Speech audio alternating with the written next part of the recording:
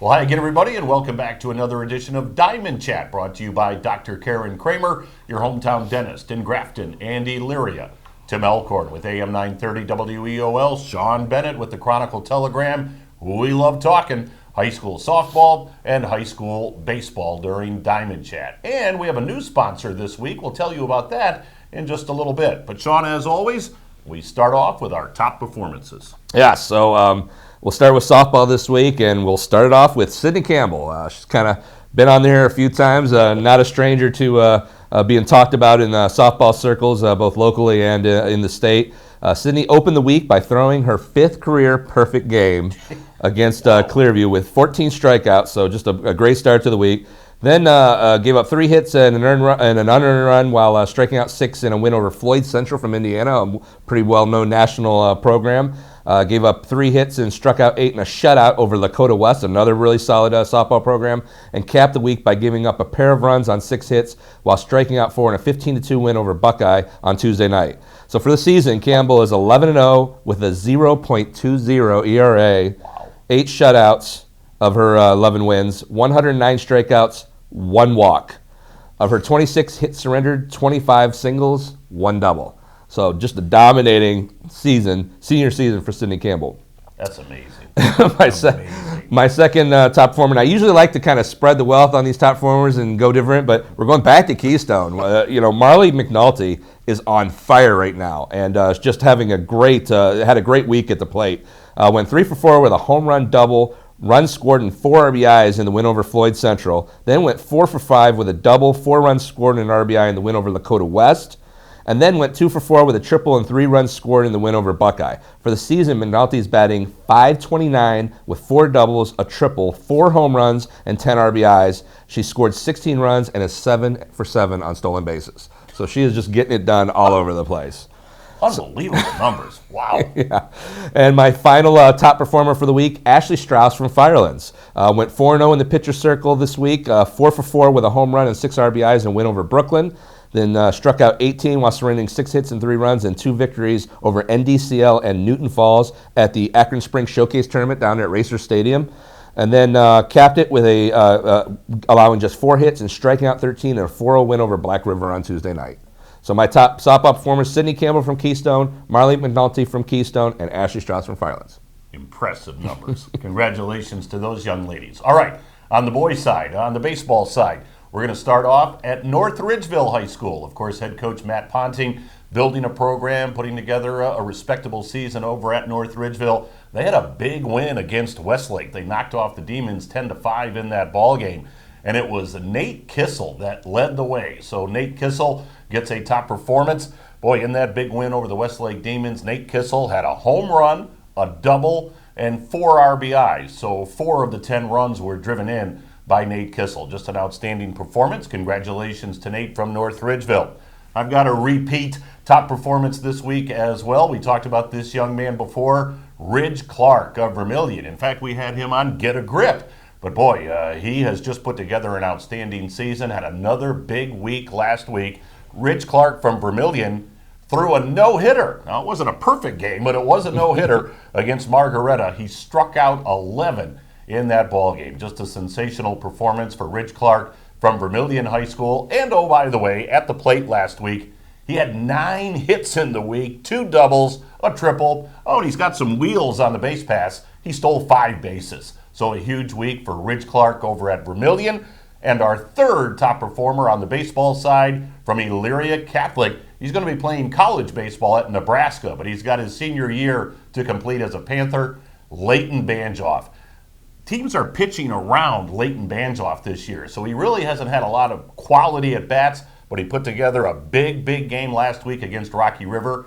He hit for the cycle. And it doesn't matter what level of baseball you're playing. We have a single, double, triple, and home run all in the same game. That's a special afternoon. So Leighton Banjoff from Elyria Catholic hit for the cycle in their win against Rocky River. On the year, Leighton Banjoff hitting .500 with 4 home runs and 7 RBIs. We'll hear from his coach a little bit later on, Bruce Lisicki, And obviously, Bruce is very happy to be coaching Leighton Banjoff. Yeah, he was obviously great on the football field. I remember talking to him a lot on there.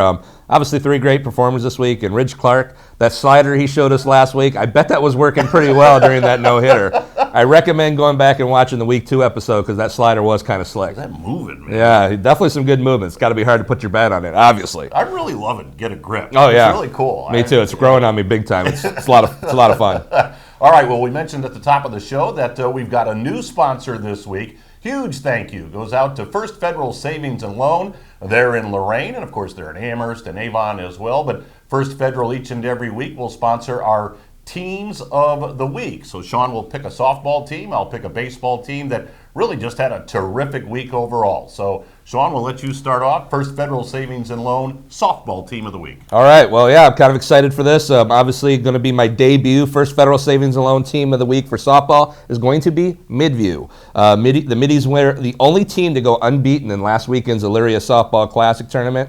They went 3-0. They opened with a 15-5 win in 6 innings over Fairview, then rallied from 7 runs down to win 11-10 over Columbia in the second game, and then capped it off with a 10-3 win over Elyria Catholic in the final matchup. So just a great performance by Midview. They've been having a great week overall. They've got, I think, 2 or 3 Southwestern Conference wins on top of that. So just really rolling this week. I did that game against Elyria Catholic on WEOL. Boy, they looked very, very impressive. All right, on the baseball side, boy, there were some worthy candidates. This was a tough choice for the First Federal Savings and Loan team of the week. We had a couple of teams that had some winning streaks. I'm going to go with the Wellington Dukes. They had a 4-0 week last week. In those 4 wins, they scored 56 runs. Roger Sassek's team is having an outstanding campaign down at Wellington. They are 10-3 on the season. And there's other teams that are playing well. Firelands is 8-1. Vermilion's on a 6-game winning streak. Keystone's doing a terrific job under Bert Fitzgerald.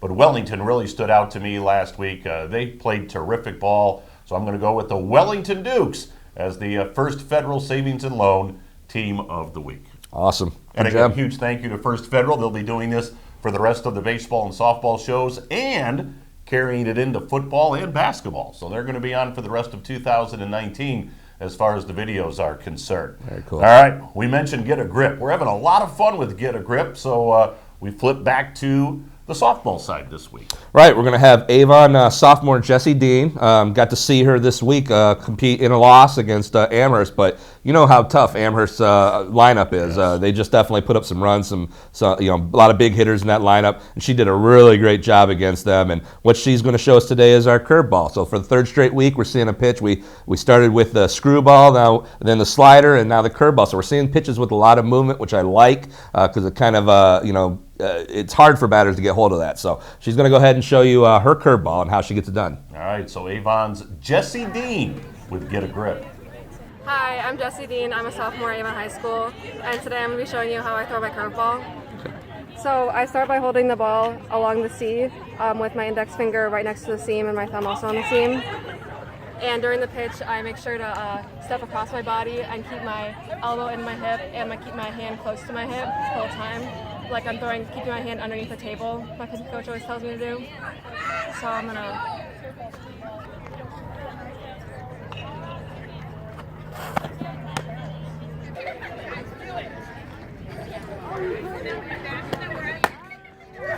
Very well done. Yes, and the thing I like about the format we've used is you take the shot of the when they're actually demonstrating the pitches from behind the pitcher. It shows good on the setup and the delivery, and then the shot from behind the catcher really shows the movement of the pitch. So it's kind of cool to see it from both angles. I'm still waiting for that pitcher to say, I'm going to show you my heater, the fastball, and then I got to get behind the plate. I think if I see one of those, the angle might be like off to the side. I don't know.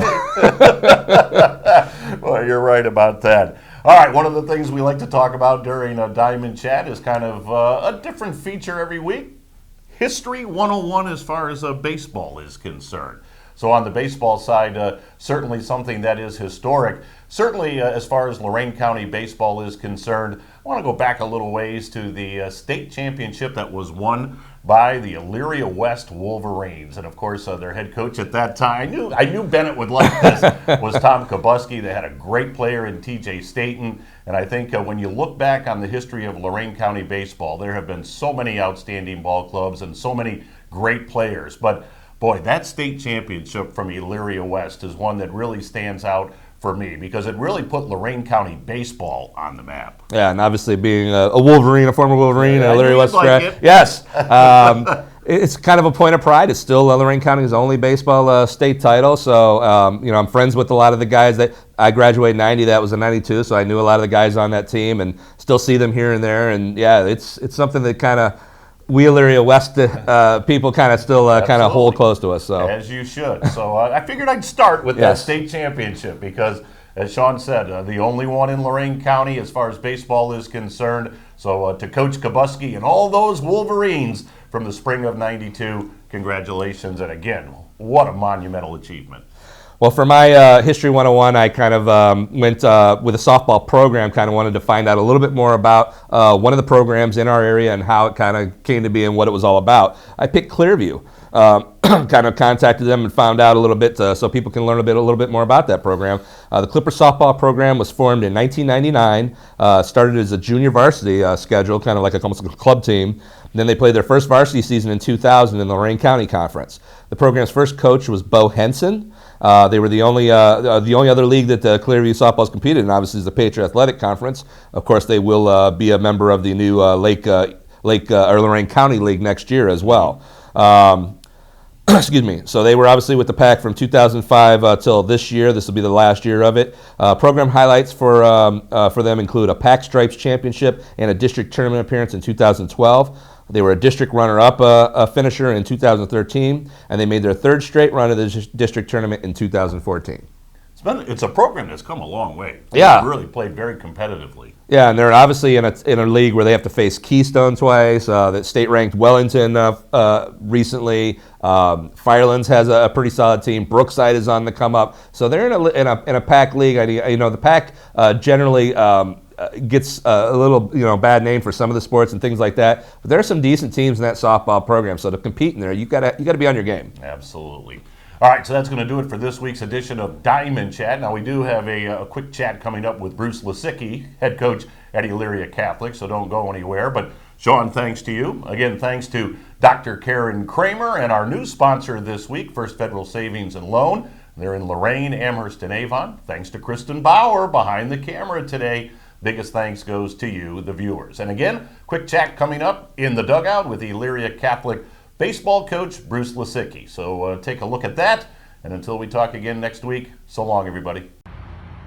It's time for our In the Dugout. And joining me for In the Dugout this week is Elyria Catholic head coach Bruce Lisicki. So Bruce, welcome to In the Dugout. And let's talk a little bit about your coaching career. First of all, how did you end up at EC and where were you beforehand? Well, back in 2004, I believe, I got a phone call a week before tryouts were to start for the season, and Oberlin High School was looking for a baseball coach. And why someone called me, I don't know. I had no previous coaching experience, but I talked to some people and did some soul search and thought, maybe something I'd like to get into at the time. So I coached there 3 years, and then I went to Amherst High School as an assistant for 6 years. And then this will be my 8th year at EC. So do you have a coaching influence or influences that kind of, influenced you somewhat? Yeah, I would say probably my high school coach, Tom Kabuski. Yeah. And, I stayed in contact with him a little bit after that. And, for a lot of people that know my history, and, I followed him and took over his spot at Oberlin when he left. Right. And, I was at Amherst as an assistant 6 years. And then when he left EC, I thought this would be a good opportunity for me to get back into head coaching. Also I say Al McConney at Amherst, being in a big program like that and, be able, 6 years and, I learned a lot from him. Favorite coaching moment? I would say it was 2016 regional semifinals. We beat Canton Central Catholic 2-1. Yeah, that was a great game. I did that game. Yes. All right, before we wrap it up, one thing that folks don't know about Coach Bruce Lisicki. I would say that A lot of people thought I was a teacher because a lot of coaches are teachers, but actually I just retired last September. After 32 and a half years, I was an air traffic controller. Really? Yes. Well, that's a cool profession. Yeah, so it's very rewarding. Now I can focus on coaching. There you go. Bruce Lisicki of Elyria Catholic joining us on this week's edition of In the Dugout.